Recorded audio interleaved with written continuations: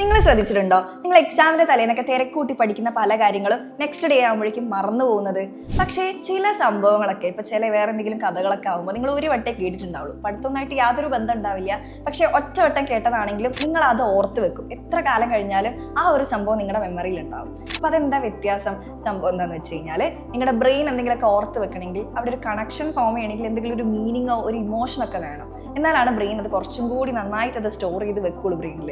S ഒക്കെ പോലെ എഴുതണമെങ്കിൽ നിങ്ങൾക്ക് കുറേ കാര്യങ്ങൾ ഓർത്ത് വെക്കേണ്ടതായിട്ട് വരുന്ന ഇപ്പോൾ സബ്ജക്റ്റ് ആണെങ്കിൽ സോഷ്യൽ ഒരു എക്സാമ്പിൾ പറയാം. അപ്പോൾ അതിലുള്ള ഡേറ്റുകളോ അല്ലെങ്കിൽ അതിലുള്ള സംഭവങ്ങളൊക്കെ നിങ്ങളുടെ റിയൽ ലൈഫ് എക്സാമ്പിളൊക്കെ ആയിട്ടൊന്ന് കണക്ട് ചെയ്തിട്ട് ഒരു കഥയൊക്കെ ഉണ്ടാക്കുക. നിങ്ങൾക്ക് പരിചയമുള്ള ആളുകളെ വെച്ചിട്ടോ അങ്ങനെ ചില വാക്കുകളൊക്കെ വെച്ചിട്ട് ഒരു കോഡോ ഒരു കഥയൊക്കെ ഉണ്ടാക്കി പഠിക്കുകയാണെങ്കിൽ കുറച്ചും കൂടി ഒരു കണക്ഷൻ നിങ്ങളുടെ ലൈഫായിട്ടൊരു കണക്ഷൻ അവിടെ ഫോം ചെയ്യുകയാണെങ്കിൽ നിങ്ങൾക്ക് കുറച്ചും കൂടി കാലം ഇത് ഓർത്ത് വെക്കാൻ വേണ്ടി പറ്റും.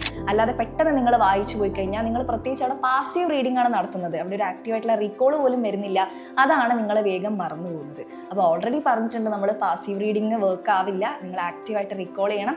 പഠിച്ച കാര്യങ്ങൾ കുറച്ചും കൂടി നിങ്ങളുടെ ലോങ് ടൈം മെമ്മറിയിലേക്ക് കൺവേർട്ട് ചെയ്യാൻ വേണ്ടിയിട്ടുള്ള മെത്തേഡ് വേറൊന്ന് പറയുകയാണെങ്കിൽ, നിങ്ങൾ ഒരു ദിവസം പഠിച്ചു കഴിഞ്ഞാൽ സ്പേസ്ഡ് റിപ്പീറ്റേഷൻ എന്ന് പറയും. ഒരു 2 ദിവസം കഴിഞ്ഞിട്ട് ഒന്നും കൂടി വായിച്ചു നോക്കുക, പിന്നെ ഒരു 2 ദിവസം കഴിഞ്ഞിട്ട് ഒന്നും കൂടെ വായിച്ചു നോക്കുക, അങ്ങനെ പിന്നെ ദിവസങ്ങൾ കൂട്ടുക. ഒരു 3 ദിവസം 7 ദിവസം കഴിഞ്ഞിട്ട് ഈ ഒരു ടോപ്പിക്ക് റിപ്പീറ്റ് ചെയ്യുകയാണെങ്കിൽ അത് കുറച്ചും കൂടി കാലം മെമ്മറിയിലേക്ക് സ്റ്റോർ ആവും. അങ്ങനെ ആക്റ്റീവായിട്ട് റീകോൾ ചെയ്ത് പാസീവായിട്ട് റീഡ് ചെയ്യാതെ പഠിച്ച കാര്യങ്ങൾ ഓർമ്മയിൽ നിന്ന് എടുത്ത് പറയാൻ പറ്റുന്നുണ്ടോ, ഓർത്തെടുത്ത് എഴുതാൻ പറ്റുന്നുണ്ടോ എന്നൊന്നും നിങ്ങളെ തന്നെ ടെസ്റ്റ് ചെയ്ത് നോക്കാം. അപ്പോൾ നെക്സ്റ്റ് ടൈം പഠിക്കുന്ന സമയത്ത് ഈ ഒരു മെത്തേഡ് ട്രൈ ചെയ്ത് നോക്കുക. യൂസ്ഫുൾ ആണെങ്കിൽ കമൻറ്റ് ചെയ്യുക, ഫ്രണ്ട്സിനൊക്കെ ഷെയർ ചെയ്യുക.